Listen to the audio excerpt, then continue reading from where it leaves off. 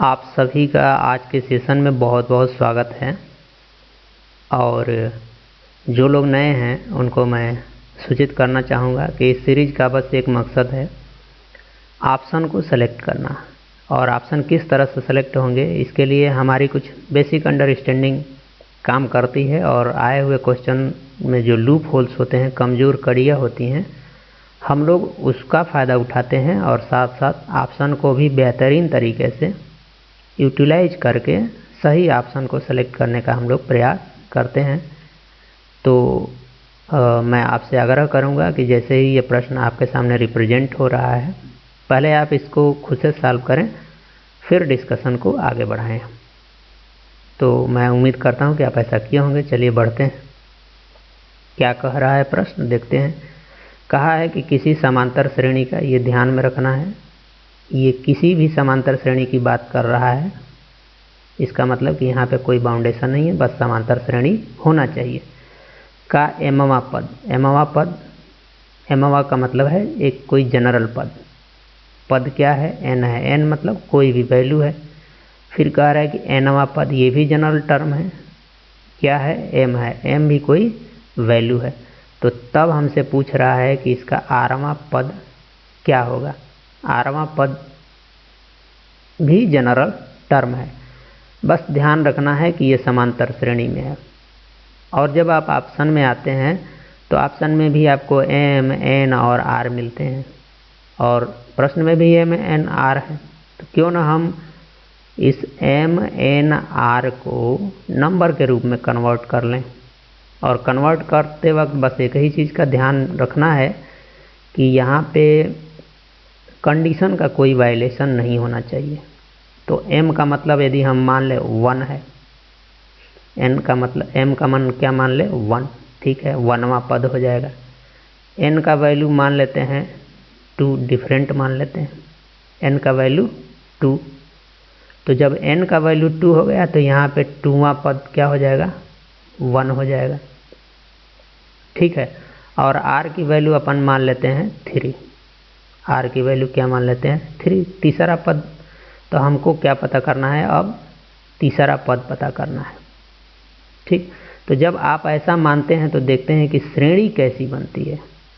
तो हमने पहला पद माना है, m का वैल्यू 1 माना है, तो mवा पद यानी कि पहला पद वैल्यू में क्या आ रहा है? n का मान हमने माना है 2, यानी हमारी श्रेणी स्टार्ट होगी। पहला पद हो जाएगा 2, फिर आएंगे दूसरा पद, दूसरे पद का मान क्या है? m का मतलब है 1, तो दूसरा पद हमारा हो गया 1।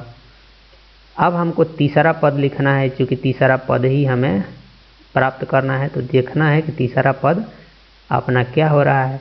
तो बस श्रेणी को देख लीजिए, यहाँ से यहाँ आने में 1 घट रहा है, और चूँकि समांतर श्रेणी में है तो यहाँ से यहाँ आने में भी आपको 1 घटाना पड़ेगा। तो तीसरा पद क्या मिल जाएगा? 0 मिल जाएगा। ठीक। और हमसे ये पूछ रहा है तीसरा पद यानी 8वां पद, और 8वां पद को हमने क्या माना है? 3 माना है। तो अब हमें देख लेना है कि जो जो वैल्यू माना है, अब हम देखना है कि ऑप्शन में कौन सी वैल्यू 0 दे रही है, कौन सी वैल्यू 0 दे रही है। जरा यहाँ पे आइए, m का मान आपने 1 माना है, n का मान 2 माना है, r का मान 3 माना है। तो देखिए यहाँ पे इनको जोड़ देंगे तो 3 और 3 में से 3 जाएगा, तो यहाँ पे 0 मिल रहा है। अब क्या इसको सेलेक्ट करके आगे बढ़ जाएं?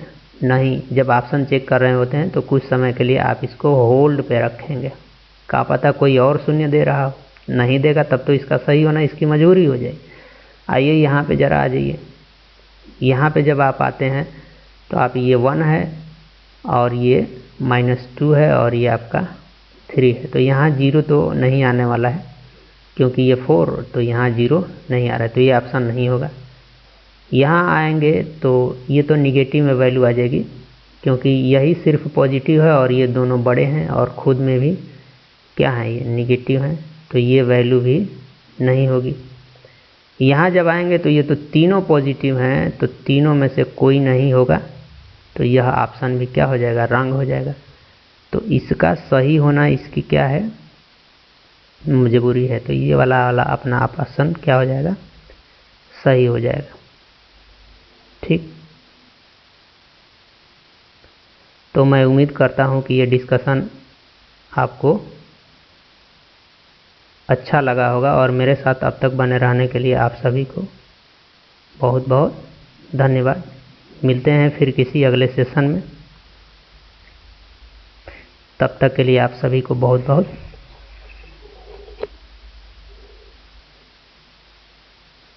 धन्यवाद।